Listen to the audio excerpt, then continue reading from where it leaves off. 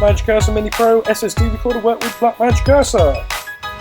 Yeah, so at the moment the Ursa Mini Pro is the camera that the SSD recorder is meant for. That's not to say that in the future we couldn't adapt that to work with the Ursa Mini, but for now it's working with the Ursa Mini Pro. Just a bit of information on that as well, because it's worth just explaining, because a few questions have been asked about the connectivity between that and the camera. The SSD recorder sits on where the V-lock plate would effectively sit, but also there is an SDI connection that runs from the camera to the back of the the SSD recorder. That doesn't just take obviously the video, that also takes data as well. So any metadata that you're recording or setting on the camera will pass through to that SSD recorder.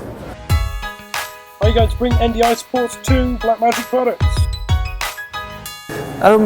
Maybe. It's one of those things where, you know, we utilise these shows just to kind of view what people are asking about, you know, what people are, sort of talking about. We take a lot of information back. I mean, we've got a huge amount on our plate at the moment in terms of DaVinci Resolve and obviously the cameras and all the products we announced prior to NAB. For us, this show is about listening to our customers, seeing what people want, what people need, and clearly anything that comes back and it's a lot of people asking for it, then we consider those things. So tell us what you're doing IP video wise at the moment. Yeah, so when you look at the products that we have at the moment, we've got a Terranex IP mini converter, which is something that takes an SDI signal and converts that into basically an IP signal. We're using TCO as the standard for that.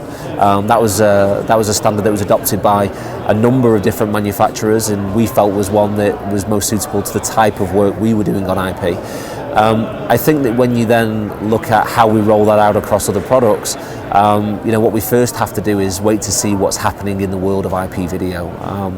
We could roll it out amongst different products, and we could add that to features on anything really, but I guess that the first stage is let's see where the direction of the market's going, because I still think that whilst it is an exciting technology that we're very committed to delivering it, there's still some conflicting messages out there, and still some varying uses of it as a solution. So we just have to make sure that we go in the right direction and not set off on a path that ultimately leads to a dead end.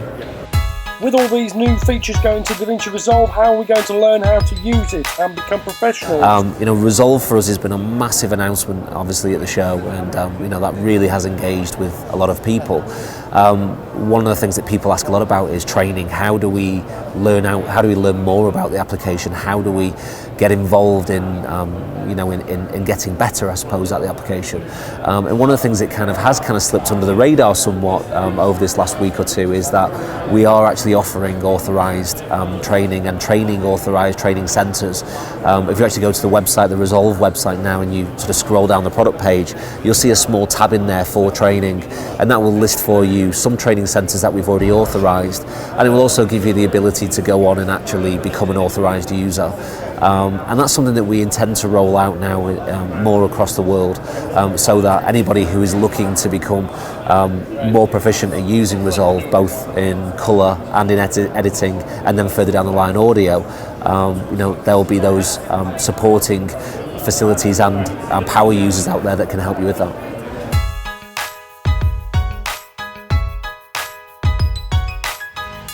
Yeah, so the new products with the A10 Television Studio Pro HD, that's a product that's going to come, in a few weeks. It's the same with the SSD recorder.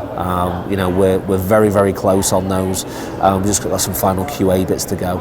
I think one of the things that customers will notice a lot and users will notice a lot over the last 12 months is that we are tending to announce and ship products outside of the traditional windows of NAB and IBC, and that's been great for us, because it's meant that people are already coming to a show like this one and talking about their experiences of working with, say, a micro panel or an Ultra Studio, an Ursa Mini Pro. So for us, it's about making sure that when the product is ready to go, we get that product out into the market. Goodbye.